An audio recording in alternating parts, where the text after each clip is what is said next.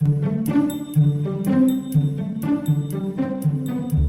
views and opinions expressed on InTouch are those of the guests and do not necessarily reflect the official party or position of Backyard Broadcasting. Any content provided by our guests are of their opinion, and they are not intended to malign a religion, ethnic group, club, organization, company, individual, or anyone or anything. Good morning and welcome to InTouch, a Sunday morning public affairs program dedicated to the health and welfare of the Susquehanna Valley residents. I'm your host, Joie Michaels. Join us at this time as we interview the difference makers in our community who want to help make the Susquehanna Valley a better place. This morning, we're talking with the 9/11 Ride Coalition. Three of their members, Todd Winder, Reverend Gary Smith, and President Tank Baird, visit with me to talk about the 20th anniversary 9/11 Ride and Memorial Service. Let's turn to our interview with Todd, Reverend Gary, and Tank on InTouch, a locally produced service of Backyard Broadcasting. Well, hello. My name is Tank Baird, and I'm the president of 9/11 Memorial Coalition, and we're the guys that put on the 9/11 Memorial Ride. And we have Gary Smith and Todd Winder here. We usually do this a couple times before the ride, do some PR, and there's a lot of updates this year. As many of you know, we did not run last year. Pandemic and the fact that we were slapped by PennDOT with a new reg, and that basically shut down the operation.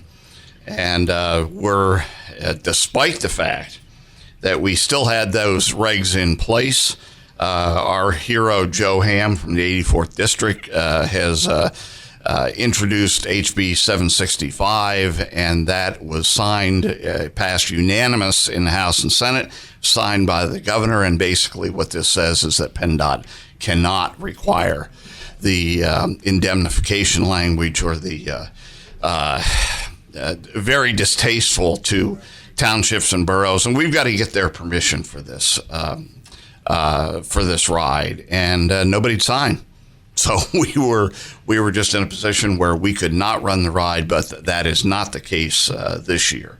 And I'd like to turn it over to Gary Smith. He's really the architect here with being able to talk to the Joe Hams and the Senator Yaws and all that.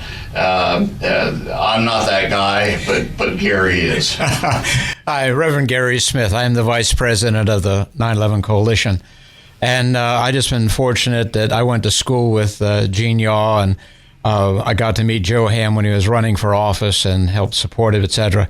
And I have to truly give him kudos for all that he has done. He and Eric Hauser, his chief of staff, have gone above and beyond in the call, that they are actually going out and contacting the local municipalities on our behalf to get the required paperwork.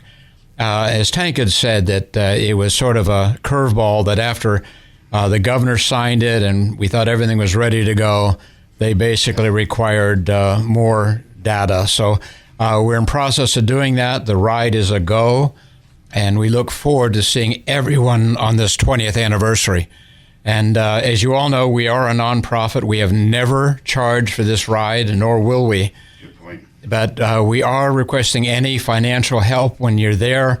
We'll have donation buckets, because not having a ride last year, we're about $10,000 down. Put us in a hole, yeah. Yeah, to put it on and to do things that we have to do. So any help would be greatly appreciated, and we're looking forward to seeing everyone again this year. We have riders coming from multiple states, so it's going to be a great ride, and I'm having to fall in and fill the shoes of Father Mano, so my job is taking care of the weather. So you guys be praying with me that we have a beautiful day. So here's Chief Winder. Nice transition. Todd Winder, Chief of the Clinton Township Fire Department. We host the 9/11 Ride.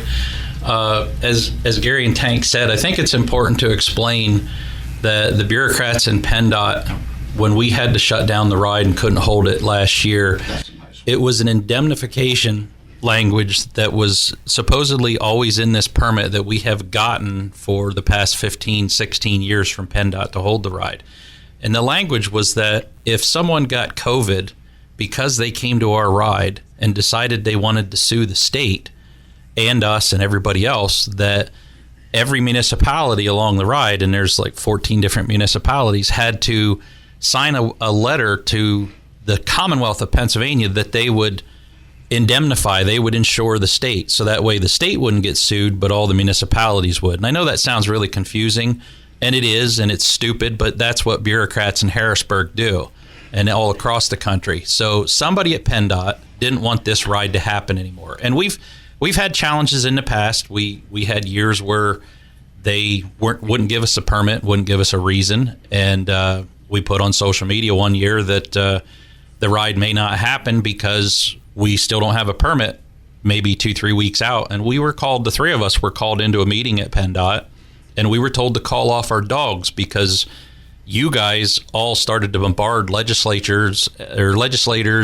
PennDOT across the Commonwealth about why aren't you giving them this permit? And what was funny was the next year, before Tank even really applied for it, oh, hey, by the way, come pick up your permit.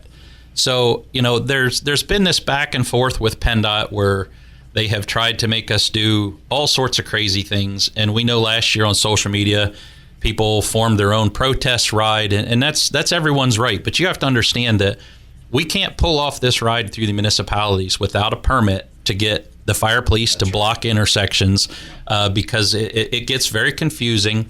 And what people don't understand is there's this liability insurance, and fire departments are subsets somewhat of their municipalities, so they can't just go out and do things without having proper coverage and insurance and workman's comp, all that sort of stuff. It becomes very confusing and very, very involved to put this ride on. People don't understand it, that we work year long to do this. This isn't something we throw together in 10 minutes on Facebook and say, meet here, we're going to go on a ride. We're all riders. We do that. We go on rides where you come, you pay your $10 and you just go. And if somebody blocks the road, they block the road. But, the other people don't really have to stop for you if you just park your motorcycle in the middle of the intersection. So we do this so that it's safe. We don't charge people. And our insurance, we had an insurance carrier this year drop us because when they looked at social media and all the stuff that we have about this, we were too big for them. And they didn't want to touch us. So they literally dropped us, and not really last minute, but we had to kind of scramble and get insurance from another company. And when you go to somebody and say, we need $5 million worth of coverage for potentially 10, 20,000 motorcyclists and spectators and for whatever may happen along the route, they all look at you and have a nice day.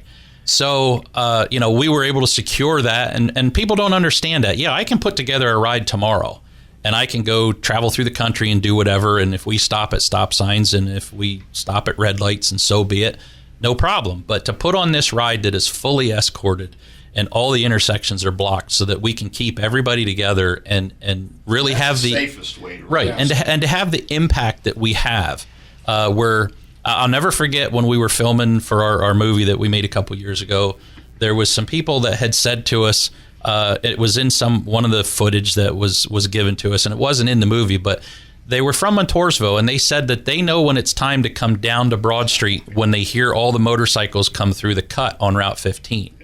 And I thought to myself, they can actually hear us downtown in Montoursville, and these people lived a couple blocks off, and they walked over. So if you're just going on a ride with 50, 100 motorcycles, that's a pretty good ride for a club around here. But to put thousands of them together and everybody get out safely and everybody get back safely, that's quite an undertaking. And I don't think people understood what we were against last year. We were called all sorts of things, from cowards to, and believe me, I'm the biggest loudmouth in the 9/11 coalition. I was arguing with these guys when they said they wanted, we couldn't do this. And I was like, we have to do it.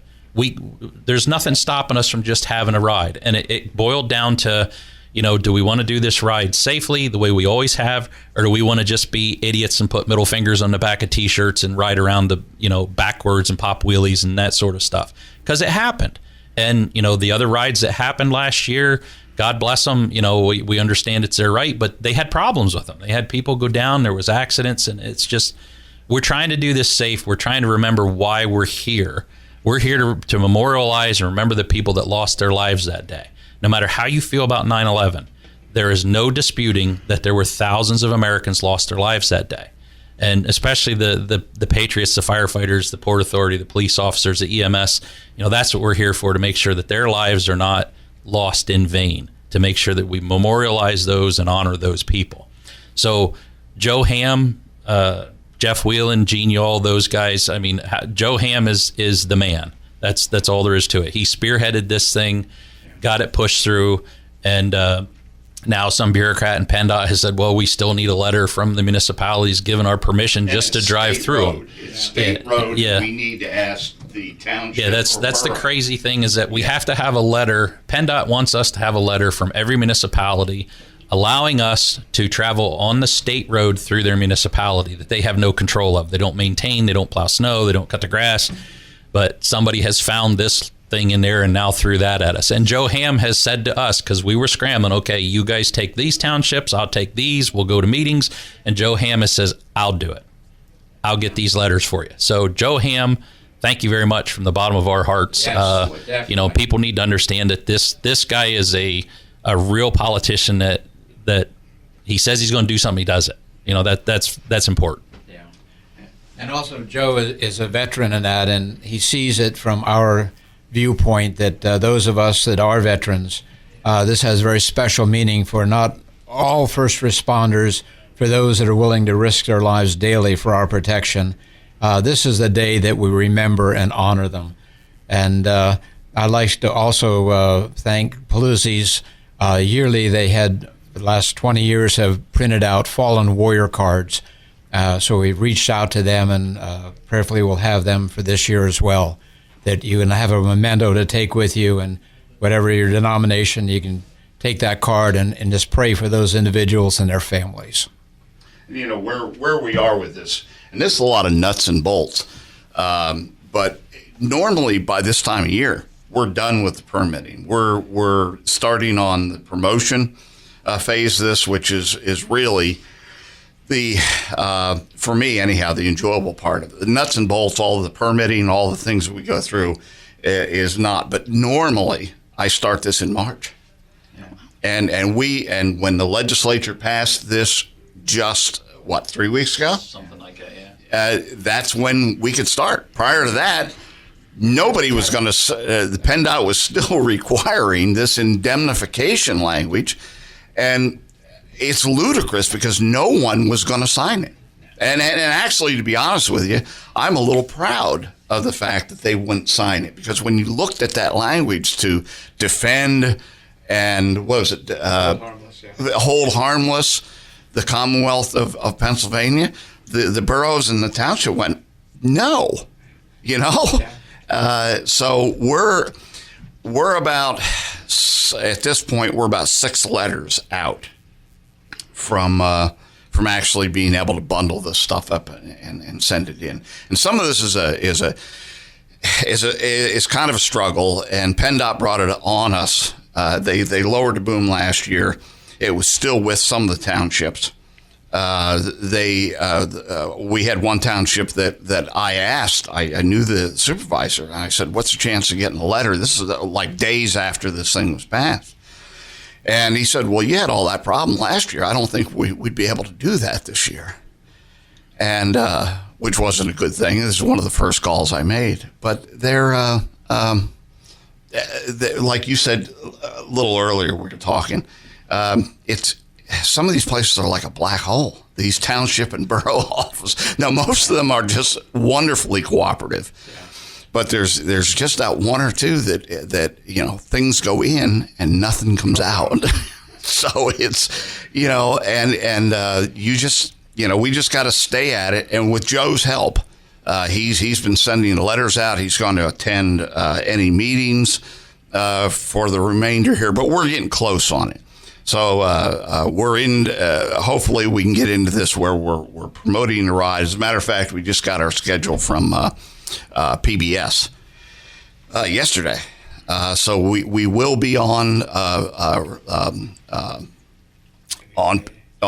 PBS 2 primetime slots, and then on the day on 9/11 at noon. This is PBS WVIA. Remember, Honor, Ride is the name of it. We were on last year, and our contract is 2 years. So, and they're promoting on their end. They did a wonderful job last year with the advertisement for these specials. But it's a half an hour documentary, and so it's on. That's just one of the things who survived in this pandemic. Some of the publications and things, we did get word. One of our main advertisers, or one of the main people that we advertise with, has come back to life. Keystone Motorcycle Press, and they're statewide, so we'll get an opportunity to advertise with them. That's where we're at. And along that vein, I'd like to thank Vic Michaels and Backyard Broadcasting to make this possible.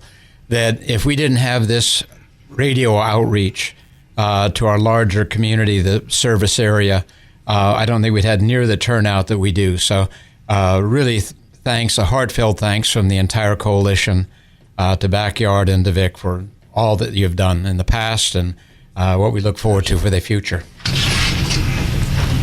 We just want to see a lot of people come out this year and not only ride, but line the streets. The last few years that we did ride, Gary has always said many times when we do these interviews that it's interesting when you get someone that's never been on the ride before, and I might call them a poser. They're all leathered out and all big, burly, tough-looking biker gang, and they come back into the fire station, and you see them wiping tears out of their eyes because of the people and what they've seen along the route. And, as Tank has said before, it's kind of symbiotic. It's not just a bunch of people going on a ride to remember this day, but if the riders wouldn't come if the people weren't along the curbs, waving flags and watching. You see families get together. Whole front yards are full of, all kinds of people. The Amish out on 15. I mean, there's not too many. Something's happening when 50 to 100 Amish people are lined up at the shed shop watching motorcycles go by and up on top of the sheds and waving American flags and stuff. So it's if you've never been on the ride, we've said it before, and in the video, it gives you, in the Remember on a Ride movie that we made a few years back, it gives you a really good impression of what this is like, what you can see along the route. And we've looked, and we're not bragging, we're not trying to be, blowhards or anything, but we can't find anything remotely close to this throughout the country. No. There's, in fact, the closest we came to find one a couple years ago, and I might be wrong, I think it was in Kansas. They were advertising on social media, and it must have hit my page. They were going to have the largest 9/11 ride that there's ever been, and it was at an abandoned airport. It was somewhere in the Midwest, and they were just going to run down the taxiway and a runway, and they were expecting 300 bikes. And I think that was the 15th anniversary. And I joked, I said, for crying out loud, I put 300 bikes in like a corner of our parking lot. We literally have thousands of motorcycles shoved into everywhere around the fire station. Bill Schneck and Hallsizer Chevrolet and Thad's Place and the Wise Markets and D&M Tool and Machine, all those guys more or less hand over their property to us for the day. We couldn't do it without them, and they allow us to park bikes, and we have them participate. I mean, Bill Schneck from Hallsizers offers us vehicles for dignitaries and stuff, and coalition members that don't have motorcycles to ride up front with, and like our guest speakers that come in, we want them to experience this. And a few years back, we had Chief Don Hade come in from FDNY and was a speaker, and he rode in one of the trucks. And when he got back, we went out to eat the next day before they went back home, and he told me, he said he really needed this. He said this was amazing. He said they don't even get that in New York City anymore. And he said he couldn't believe how this little town, because when you look at Montgomery and Clinton Township, you think we don't even have we have a red light at 15, but we don't have a red light in town. So he couldn't believe when he made that trip around there what it means to people, or what it meant to him. And I think that is why this ride keeps going. Tank has said before, they thought when they first started this that maybe on the 5th anniversary there might be 10 or 12 of them still going for a ride, and here we are.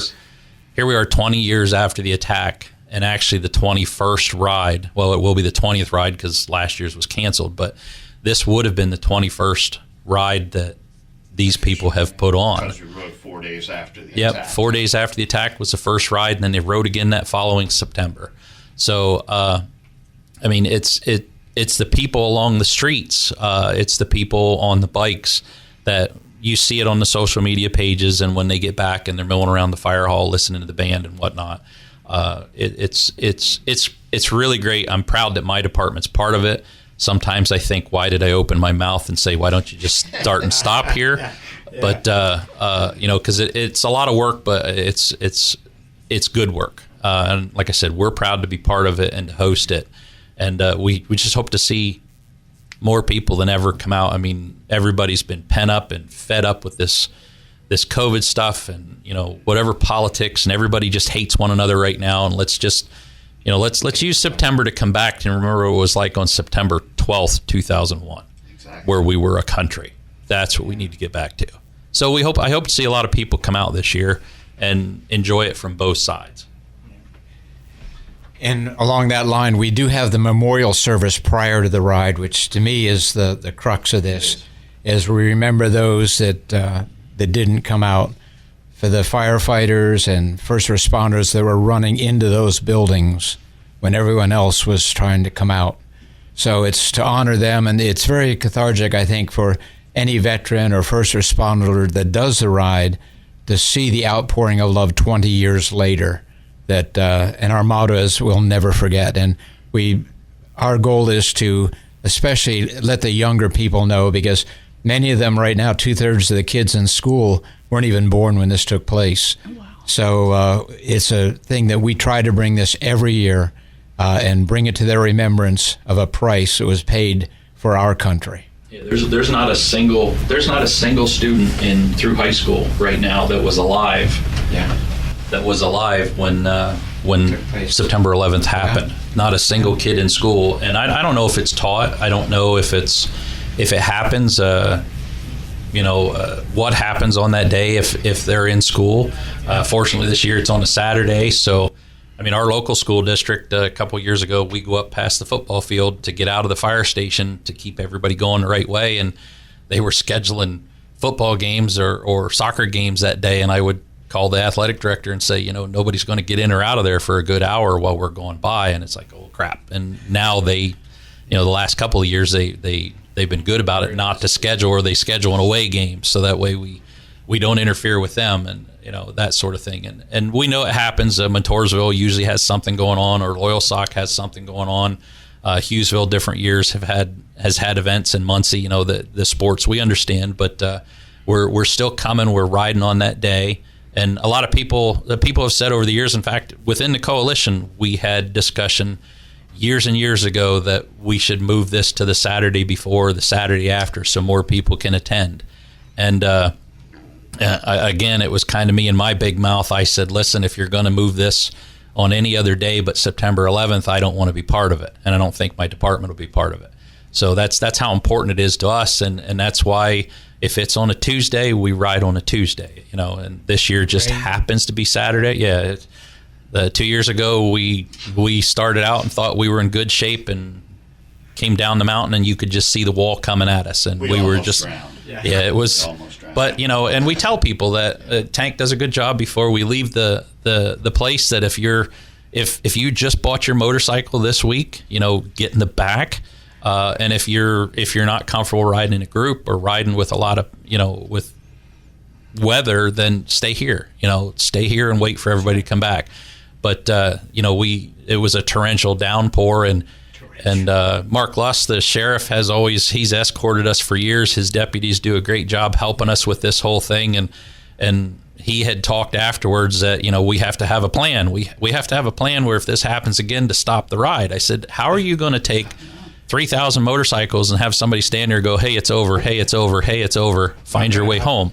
I said, so this ride, we've said we're like the Pony Express, rain, sleet, snow, whatever, we're gonna ride this ride at that time, as long as there's no lightning. Lightning and motorcycles don't really mix. And but, I had a bandana on for that rain that we got coming out and across the 8 Howard Bridge. Actually, that's where it like slapped us, and it was like being waterboarded. I had a bandana on, and we were But the thing is, if you stop the ride, that's more dangerous. Because the best way to run this ride is slow speed, one continuous line of motorcycles, and no stopping as much as we can not stop. Yeah. I mean, the people out there, and we get cooperation from all the fire departments, the police departments. They have the option, to stop that procession if they have to. If somebody has to cross that line or the column, then they have that permission. But this is the safest way to run it. We've had remarkable success. When you think about a bunch of people on two wheels out there, it's remarkable that there aren't even more. And we're relying on the skill of those riders. If you're not, if you don't ride with people, if you don't have experience riding in groups, I wouldn't make this one of your first ones. Get some experience first. Yeah. Along the line of the rain, Sue Harvey, who's our treasurer from Jersey Shore Bank, it was a beautiful day in that, and she had a removable windshield on her motorcycle, and it was so beautiful. She took her windshield off, and there's actually a picture. She was like right behind me and to my left, and she, God love her, looked like a drowned rat. I mean, she was going through that and just getting the full impact, like Tank said. It was like getting waterboarded. That's why they make windshields. But even with all the rain, with all the rain that we had that year, there were still hundreds of people throughout the route, standing there in the rain while we were riding in the rain, and it was great. I mean, it's a wonderful feeling. The crowd never thinned. Yeah, that's one thing about the rain; it will keep riders away, but not the crowd. But the crowd comes out. Yeah, you see being up front like we are, the coalition's riding up front. You see a lot of them jumping out of their cars when they hear us coming, but they're there. But they're there, and I'm grateful. It's a remarkable scene. Yeah, times. Ride times. The ride. Let's talk about the day of the ride. The ride is on Saturday, September 11th this year. The memorial service is going to start promptly at 2 p.m. and at 3 p.m. the ride's going to move out. So kickstands up will be at 3 o'clock. It'll take us an hour and 20 minutes, depending on how many bikes there are to get back. And then afterwards, the Pepper Street Band will be playing live at the fire station until at least 9 o'clock is what they've said. If the crowd's there and they want to stay late, stay late. Now understand this. This is from a personal point. We are still a fire station while this is going on. The last year we had the ride, when it was Thursday, on a Thursday or something, I think we ran 5 emergencies up to, during, and after the ride. So we, as much as we like to stay and have a big party, just understand my guys are still firefighters first, and we still got to cover the community we have. So, and we're proud of it. We do a good job of it. But so don't think you're going to stay there at 2 o'clock in the morning, because I will be kicking you off the property. And it has been, there's no 9/11 Ride for Dummies book out there, so we've been inching our way through this thing, and we could write it. We've been inching our way through this thing, and with Father Mano's help, when he was a member and still with us, we would be very cautious about the music even afterwards. We wanted patriotic music. We took great steps not to make this seem like a biker party of any kind. Yeah. And in fact, I think we've been successful at that, but we also realize that when they come back around, we've done the memorial. We've seen the entire community. There might be 20, 30,000 people out there. And the bikers want a time to just get together and talk and share, and that's what the parties are. It's there'll be food vendors at the fire station, so we'll have the quote unquote gates open at probably 8 o'clock in the morning, so you can come. We ask people to register. There's no, as we've said before, there's no charge for this ride. This is probably the only ride you'll go on anywhere on two wheels that there's no fee for it. But we do ask that, you donate, because we spend a lot of money for the insurance, and the only way we raise money is by selling the T-shirts and any donations that you guys get or give. And then we also ask for donations from different VFW clubs and American Legions. They've been great in supporting us over the years, but a lot of people, I get it every year. Myself and another person at the fire station, we run the social media page for the ride, and we always get, what do you do with all the money you collect? And that's usually coming from somebody that's never been there, because we don't charge. It's not $20 a rider or for the first person and $15 for the next. I mean, we could, but we don't. We want it to be free, so that there's no limit on, you can't say, well, I can't go on a ride because I can't afford it. So you don't have to come buy a thing. You can come ride on this thing. You can stand around, listen to music afterwards. You can see the memorial service and all that stuff, and it won't cost you a dime other than your time and the gas. But we do have to, we have expenses every year that we have to pay, and we also try to give back money when we have money left over. And over the years, we've funded scholarships for people to take the EMT course at Penn College. That's roughly $1,000 a person. So we've awarded some scholarships to people that want to go and become an EMT. We've given money to a firefighter that lost his house. We've given money towards a firefighter who was hurt very seriously in a line of duty incident here in the county. We've given money to the Williamsport Police Department to purchase a drone that's usable throughout the county. We've given money to the Sheriff's Department to buy a UTV for their office for use, and that's throughout the county that it can be used. So I mean, what little money we do get, we try to give it back into fire, police, EMS, into the county, into Lake Cumming County. So, we ask people to come out and, buy a T-shirt, buy a hat, buy whatever. And when you see the donation buckets, throw some money in it. And we'll have a great design for the 20th anniversary. Yeah, there's a new design for the rocker this year. There's a new design for the T-shirts this year. So you won't be buying the old T-shirts. And the memorial service, I don't think we give enough attention to that when we're on the radio. We always have a guest speaker that has something to do with 9/11, and the Korean War vets. If you've never seen these guys, they're the greatest. I try to make sure I meet that bus when those guys show up. These guys are at least in their late 80s, and they go to every veteran funeral in Lake Cumming County, and that they're asked to be at, and do a 21 gun salute and an honor guard and that sort of stuff. And these guys. And I know a couple of them. I've worked with a couple of them over the years, and they'll probably kick my butt when they hear this. But these guys can barely get up out of their chairs, on a normal day. But when they're called to attention and they're given their salute, I mean, they look like they're 18-year-old infantrymen. It's an interesting sight to see if you're a little bit patriotic. It really gets to you. If you've got any military service, you understand that these guys were, why they're there. And it's just great. We want people to understand that this isn't just a big bike ride. It is a memorial service and a tribute to those that lost their lives and those that are still losing their lives, in the successive wars since the war on terrorism. And there's people from FDNY and NYPD that are still dying from this, whatever you call it, from all the crap that they inhaled at Ground Zero. I mean, they're dying every day from this stuff. And, some guys didn't make it to retirement because of that in there. So we're just trying to honor them. And if you get the chance, you can park. You can't park at the fire station, but you can park up at the school and walk down the hill, at the football field and walk down the hill. You can get close. And if you want to come stand there and see the memorial service for yourself, we encourage that. And you can watch all the bikes leave. Just don't be standing in the road when we come out. Yeah.